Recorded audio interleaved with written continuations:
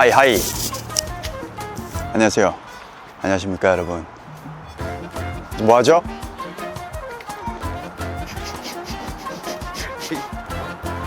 소월길 주민쉼터에 왔습니다 여러분.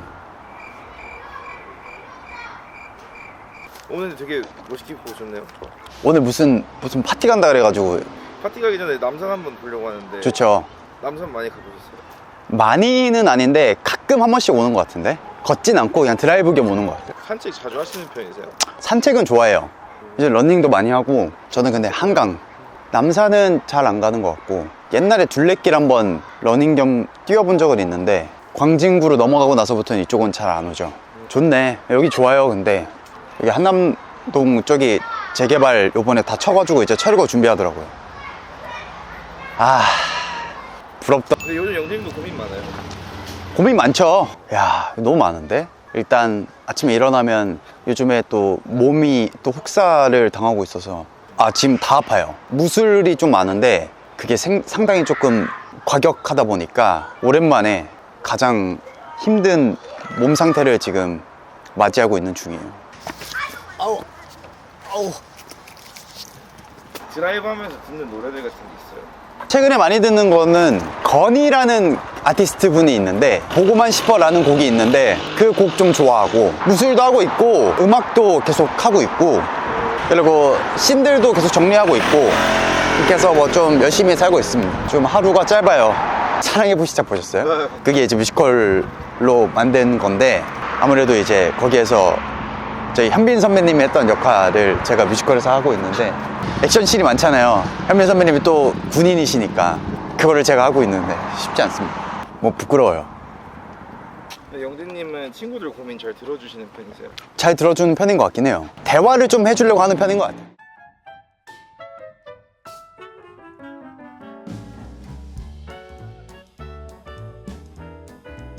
저는 결혼 2개월 차 신혼부부의 아내입니다.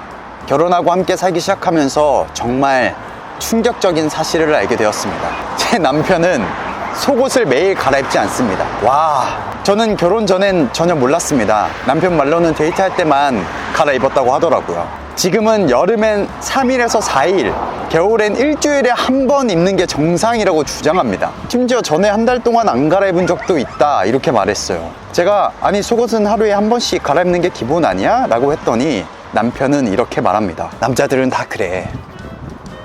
하지만 빨래통에서 쉰내가 납니다. 눈을 감고 있어도 전장에서 화학전이 벌어지는 것 같은 냄새요. 아무리 사랑하는 사람이라도 위생은 지켜야 한다고 생각합니다. 이거 어떻게 설득해야 할까요? 야, 이거는 사실 남편분이 일단 정상적이지 않고, 이거 어떻게 살죠? 와, 한 달 동안 안 갈아입은 적도 있다. 이건 전 그렇게 생각해요. 이거가 진실이면 이분은 어떠한 그런, 예전에 막 그런 거 있었는데 특이하신 분들 나와가지고 세상에 이런 일이. 그런 거 말고 막 화성인 그런 거 나가셔야 될 것 같은데요. 예, 그 남자들은 다 그래. 남자들 안 그렇습니다. 남편분이 빨리 좀 정신을 차리셔야 될 것 같다. 설득이 아니라 치료를 해야 될 것 같아요. 이거는 진짜 남편분 정신 차리세요. 샤워를 하러 들어가면 그냥 빨리 속옷을 빨래통에다 넣어버리고 새 속옷을 주고, 속옷을 한 세트를 몇 개 더 그냥 사드리세요. 저희는 일단 애들 다 잘 씻었고, 근데 이건 있었어요. 준홍이랑 종업이가 안 씻고도 좀 잘 자요. 근데 물론 애들이 그건 있었어. 씻는 순서가 있다 보니까 좀 뒤에 씻다 보니까 잠을 자게 되는. 저희는 그래도 다 잘 씻었던 것 같아요. 근데 이제 숙소 생활할 때 애들이 먹고 안 치우는 건 있었어. 안 치워. 먹고 식탁에다 두고 가요. 다음 고민이, 아내가 요리를 너무 못해요. 사실 저는 요즘 음식 때문에 결혼 자체가 무너질까봐 걱정됩니다. 제 아내는 인공 조미료를 극도로 금기시합니다. MSG, 설탕, 간장, 된장, 식초, 소스류, 이런 모든 걸 독극물 취급합니다. 표고버섯 가루, 다시마 가루, 멸치 가루, 소금, 꿀, 레몬즙 같은 천연 조미료만 쓰는데요. 문제는 뭘 만들어도 맛이 똑같습니다. 미역국과 김치찌개가 같은 맛이고, 고기 요리를 해도 표고버섯 국물 같은 맛만 납니다. 또 아내는 항상 4인분 이상 요리를 합니다. 하지만 정작 아내는 한두 숟가락만 먹고 저보고 며칠 동안 계속 처리하라고 하죠. 배달, 외식, 가공식품은 완전 금지. 제가 회사에서 컵라면을 먹는다고 하면 독약 먹고 온 거냐며 화를 냅니다. 장 보는 것도 전쟁입니다. 계란, 야채, 생선, 요거트까지 무조건 장인, 유기농, 수제 아니면 안 됩니다. 문제는 냉장고가 3대인데 정작 저는 꺼내 먹을 게 없습니다.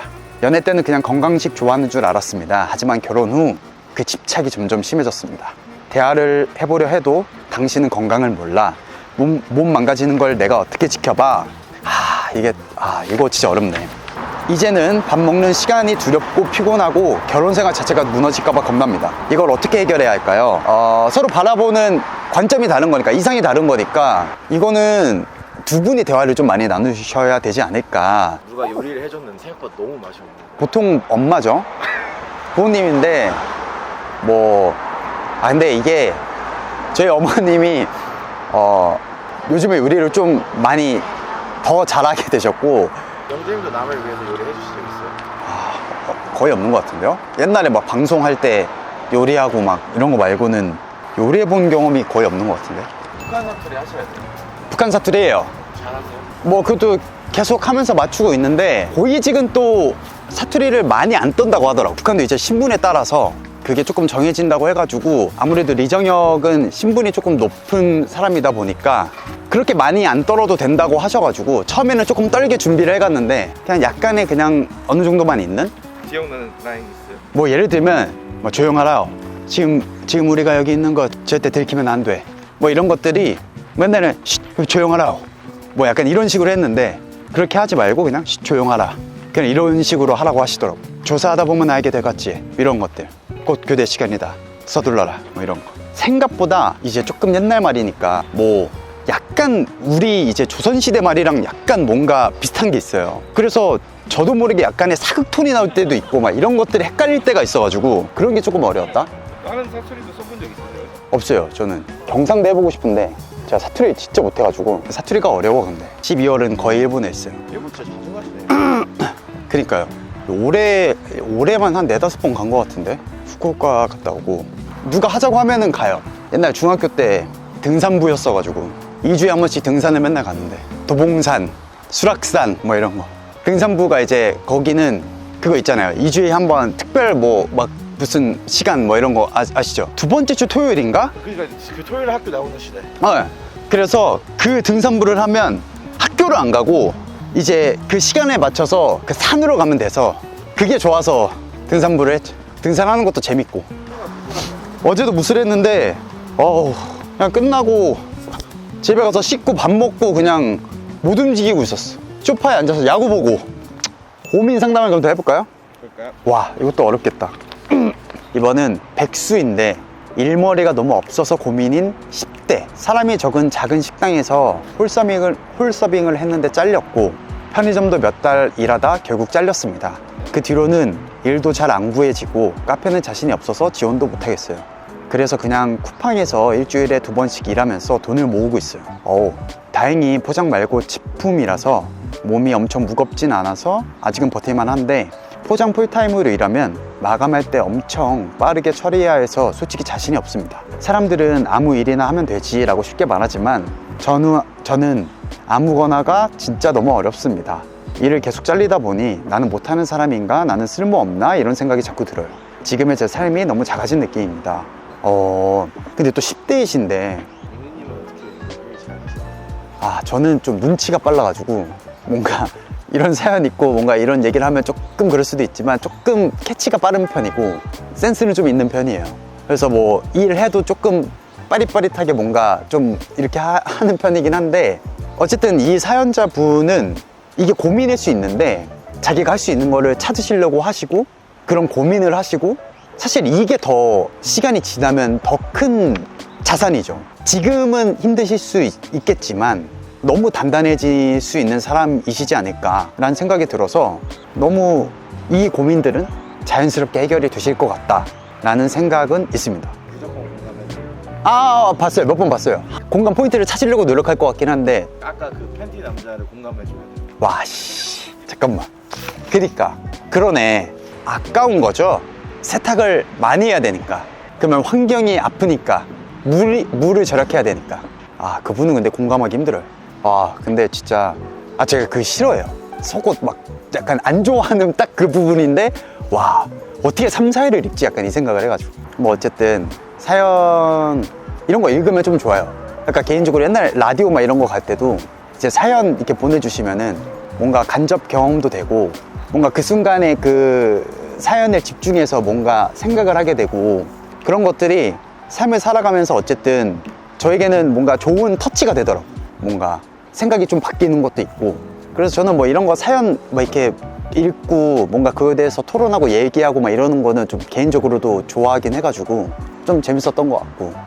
그래서 다음에는 한번 스토리 같은 거를 미리 올려서 좋죠. 받는 것도 저희 팬분들은 그런 거 좋아해요. 그리고 시청자분들이 이제 조금씩 생기다 보면 또 우리 구독해주시는 분들도 또 그런 사연 같은 거를 또 같이 얘기하면 너무 좋으니까 오히려 더 재밌을 수도 있겠다. 그리고 생각보다 제가 버블 이런 거를 하는데 생각보다 심오한 내용을 보내시는 분들도 많거든요. 근데 그런 부분들도 이제 어쨌든 그런 창고가 제가 되는 거니까 꽤 순기능이 좋은 기능이 있다. 뭔가 이런 것들을 서로 공유하면 약간 또 세상이 넓어지니까 그런 것들은 좀 좋은 것 같다. 그래서 말씀해 주신 것처럼 뭔가 그거를 제가 이렇게 말로 길게 풀 수 있는 컨텐츠가 생기면 오히려 저도 또 좀 더 잘 전달을 또 해드릴 수 있으니까 하면 좋을 것 같다 뭐 이런 생각은 확 드는 것 같아요. 네, 여러분들 구독과 좋아요, 알람 설정 부탁드리겠습니다. 안녕. Yeah.